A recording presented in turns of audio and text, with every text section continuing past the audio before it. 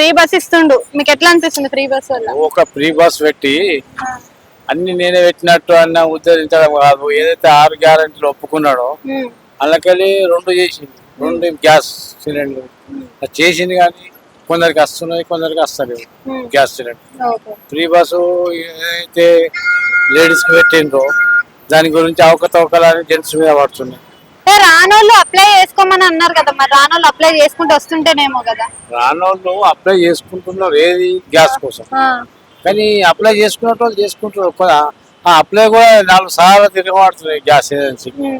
ఒకసారి అప్లై చేసినట్టే అప్లోడ్ అయిందంటే ఏదో అయింది అన్నట్టు ఉంటుంది.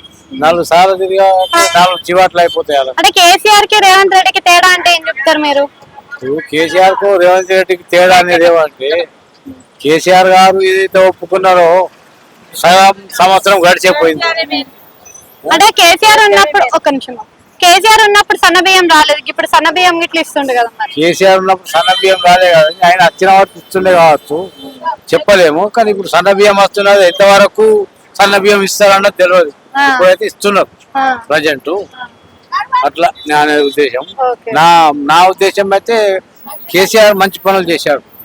ఒకటి మన తెలంగాణకు లేకుంటే తెలంగాణ తెచ్చాడు. అంతకన్నా పెద్ద పని అంటే అదే, తెలంగాణ తెచ్చిండు అని. ఆయన తెచ్చిందనే ఇప్పుడు మనం తెలంగాణలో తెలంగాణ చెప్పుకునే ఉద్దేశం ఉన్నది మనకు.